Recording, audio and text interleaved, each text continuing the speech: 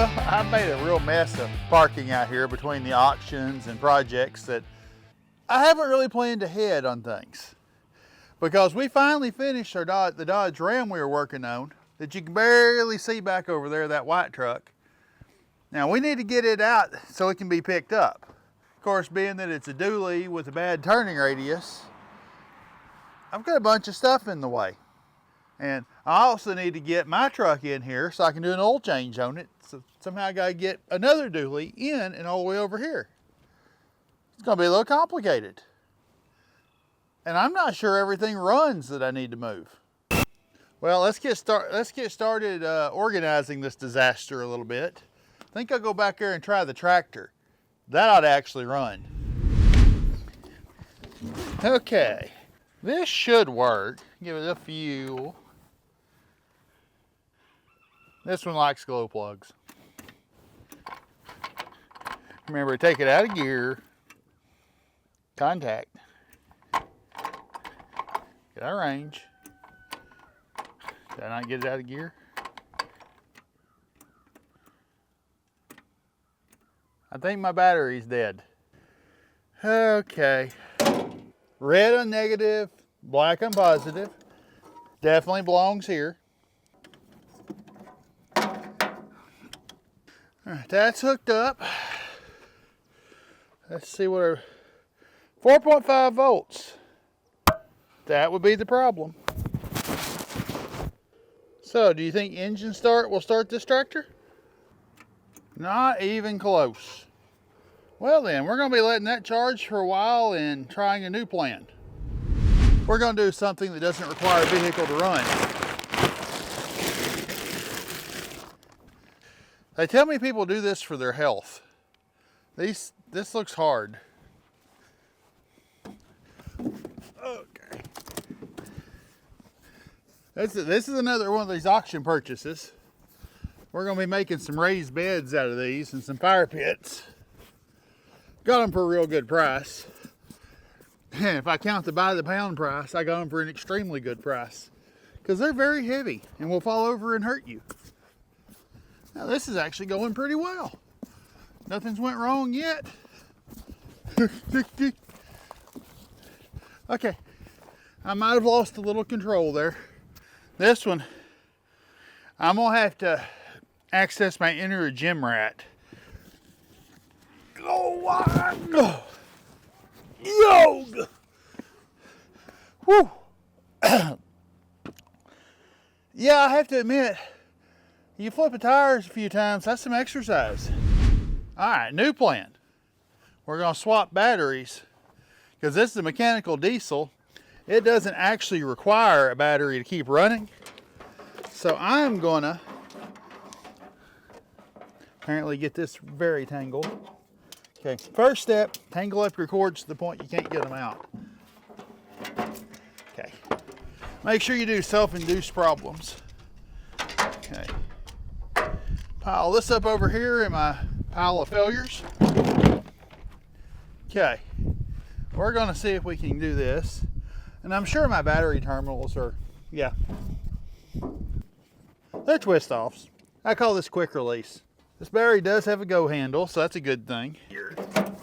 Okay, we'll set that one down there for just a minute. Okay, let's get the negative reattached. If everything's happy, that'll start.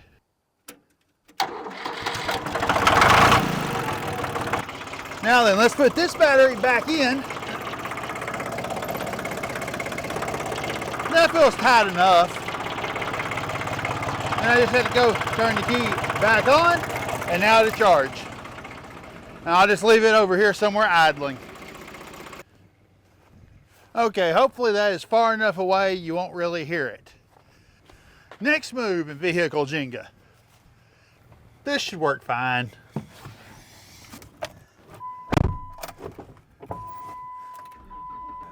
Hey, this one runs.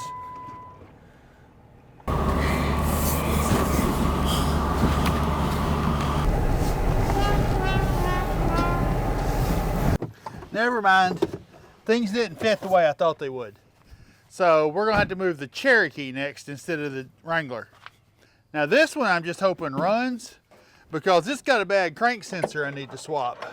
So some days it's happy, some days it's not, and some days it runs for a minute. We're gonna hope this is the day I can get 2 minutes. We just got it this week and I left it right here in the way. Doesn't seem to want to go in reverse. That's less than ideal.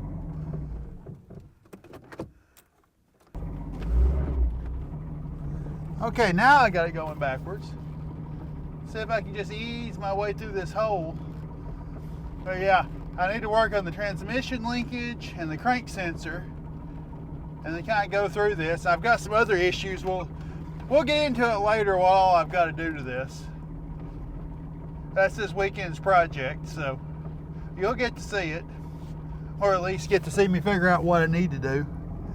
And there may still be more yet that I don't know I need to do. So,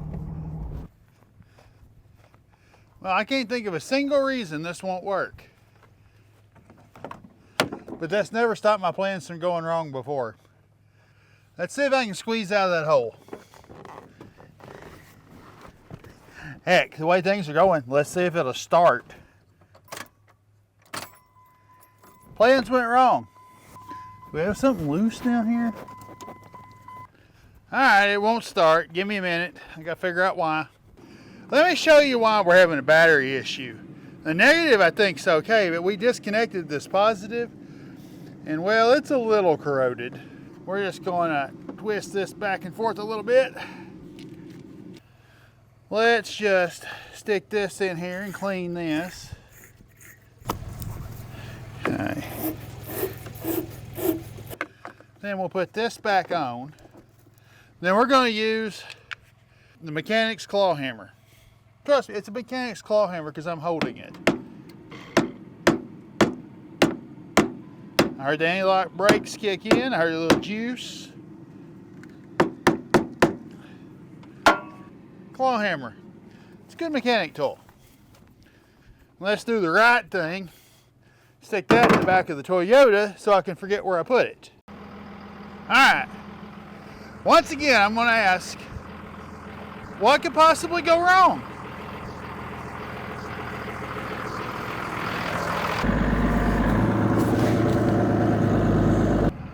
All right, all I got to do is squeeze through this little bitty hole right here without hitting anything.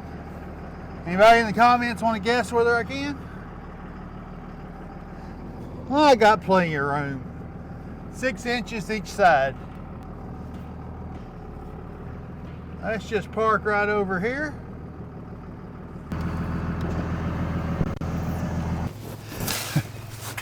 Well, the primary goal has now been solved. I could go ahead and move the Jeep, get that queued up where it needs to go, get it out of the way. And this vehicular shuffle we're doing.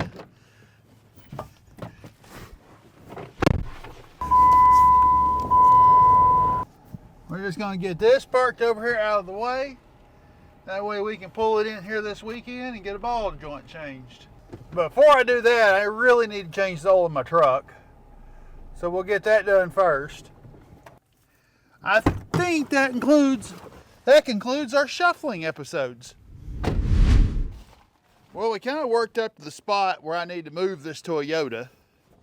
But before I do that, I think I'm going to see if I can't make that work a little better. That way, if it's out from under this awning and rains, it doesn't rain in my truck.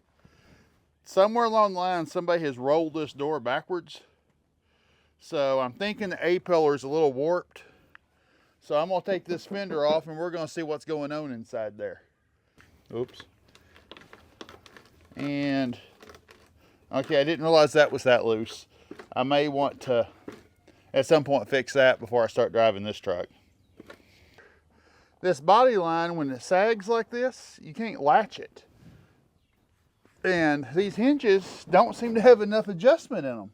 I may end up having to put a couple of shims in here to actually make my door shut. And when I say shims, I mean I'm going to the hardware store and getting washers. Unless I got some in a box in here. Yeah, shims sounds better though. Well, I decided instead of washers on this side, I'm oblonging the holes just a little bit on this side of the hinges. Let me show you what I'm doing. So I got a carbide burr in my grinder here, die grinder here. So we're going to just go in here. We're going to put our safety glasses on first.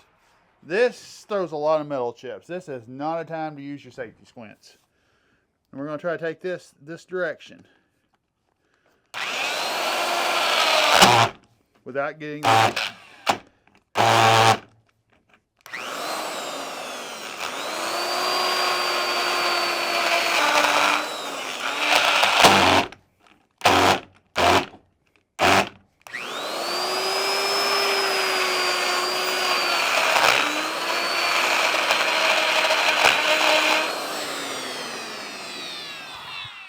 Let's get these bolts back in place. Turn the hinge just like that.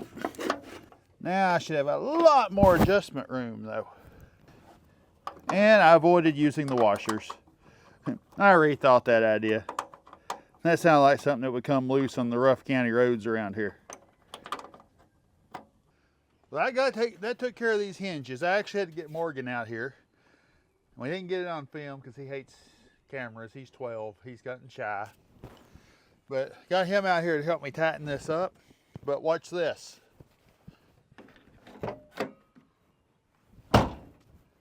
I have a door again. This fender is on good enough for at least moving around the yard. I'm actually probably going to just get a new fender and not mess with it because these fenders are super cheap. So there's not a good reason to do. I mean, that's a lot of body work to fix right there. I mean, body line's wide enough I can stick my hand through it. So I am going to move this one out of the way now that I can park it in the rain and not get it wet inside. But I'm gonna get this parked out of the way and then we're on to the next project. I mean, after the fiasco a couple of days ago moving stuff around this yard, how hard can moving a truck be? Oh, I did have to bleed the clutch already, so let's go park this out of the way and move on to the next project. At the risk of jinxing myself, I'm gonna say, I've just gotta change the oil. What could go wrong this time? The way this weekend's going, I may change the engine. One thing I always try to make a habit of doing when I do my oil is I check to see if there's any contaminants. Is you just take your oil, get over here on a paper towel, try to get a bunch of it wiped off there. And if you've got fuel in it, you will see a little halo form in just a few seconds around that oil stain. See, this is just what you want to see. Just straight up oil. There's no contaminants in it. It has a nice defined edge.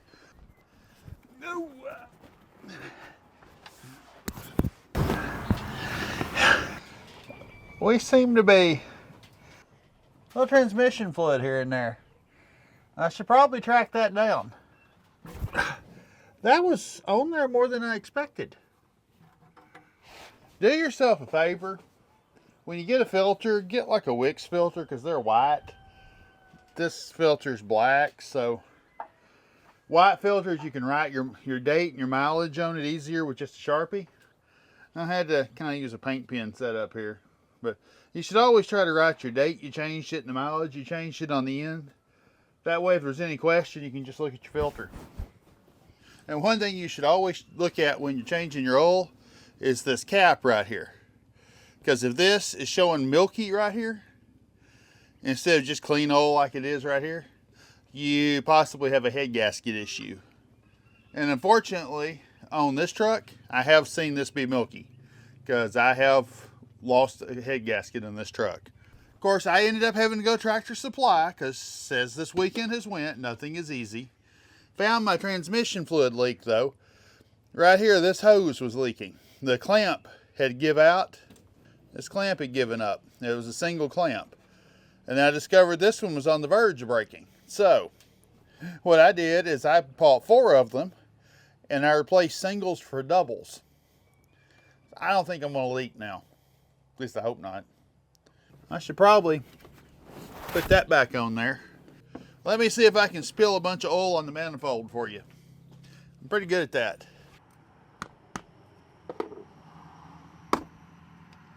Little Karate Kid action there. Boom. finger of steel. Well, here we go. Now I made me my custom-made O'Reilly's funnel here with an O'Reilly's oil bottle. We are going to try. It's actually working pretty good. Pretty sure I put the oil plug back in. If I hear it running out in the ground, I didn't. So now that it's run a minute and definitely filled up that oil filter, and this one's at an angle, so it's hard, you can't fill it up. You can only put about 1/3 of a filter worth in it. Let's just double check our level still looks good. Yep, right at the top of the safe zone. Now then, since I figured out I had a transmission leak, let's check the transmission fluid. Pull the tranny fluid here. It needs tranny fluid, there's no doubt about that. Leaks to do that. Bet my shifting's better after this. Been a little sluggish on the shifts. You hear that tick, tick, tick sound over here? Look at my manifold bolt that's right there. I'm not touching it because it's hot, but the lock washers can spin freely right now. Let's check the manifold on the other side. They seem tight, but I swear I see exhaust coming out from around the manifold somewhere. All right, well, I tightened those exhaust manifold bolts, and I went ahead and tightened the rest of them on the engine by about 1/2 turn to 3/4 of a turn. They didn't really need it. They were only loose. They weren't falling out. I will tell you, there's a lot less weird noises now coming out of the engine. Alright, well, let me get this thing out of the way and we'll move on to the Jeep.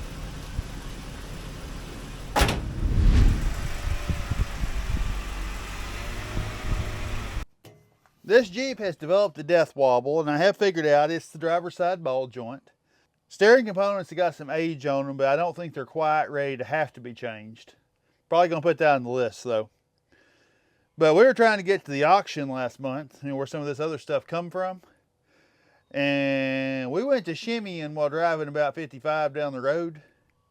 And we said no and came back and got a different vehicle. Well, our goal, put a new ball joint in it. Let's see if we can do that. 2 hours later. Sarah went to work for a 48-hour shift, and in the truck she took had my sockets and my impact wrench. So I had to run in town to get those. But I really didn't want to do this job without the impact wrench. We had it with us when we went to pick up auction stuff. Okay, we had a flat tire. It's a lot easier to change a trailer tire with an impact gun than a 4-way.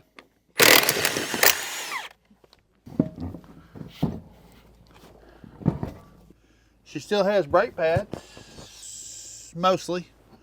They don't have to be changed yet. See if I can get this brake caliper off it. Okay, that was good. Might as well just stop and put all my tools back in here. Always good when you stop and dump everything. Well, you can double check you still have everything. With any luck. There we go. Alright, that was a little tighter than it had to be. You just dangle right there for a second. Okay. There we go. Got that up there out of the way. I'm gonna have to take this spacer off too, aren't I? Much as I didn't want to.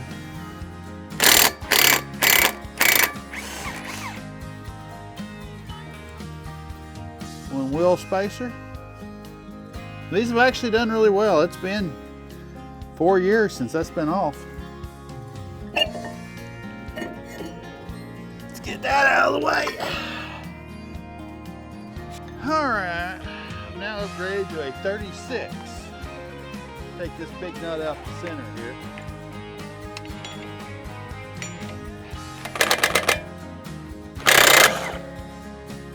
Should actually tap right out of there here in a second.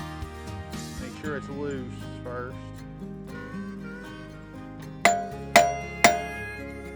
As you can see, these bolt threads actually stick through this unit bearing. So he got potential to have issues. These are usually in here pretty good.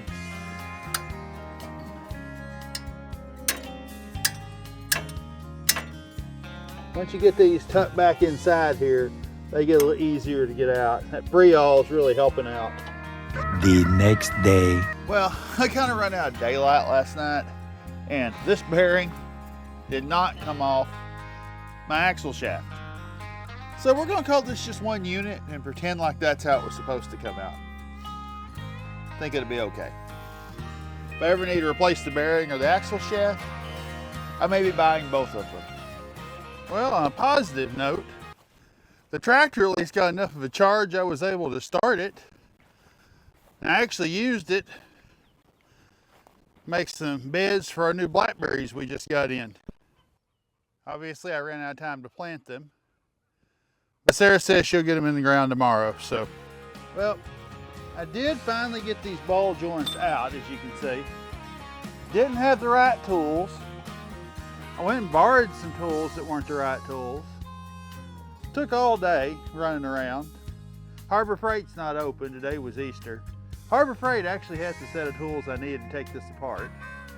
I used my ball joint nut to press some stuff out. Definitely the appropriate tool to use is a nut. And then to find out I don't have the right ball joint. This is a degree adjuster, caster camber correction ball joint. Had these sitting around on a shelf for 3 years. I thought they were the right one. I never looked. So now I'm waiting on parts. And to go to about 30 miles to pick up some tools from Harbor Freight. So this is now going to be next week's project, because as you can tell, it's starting to get dark on me and about run out of weekend. But I got a few things done today. Can't get a bee out of here. But I guess all that's next week's project.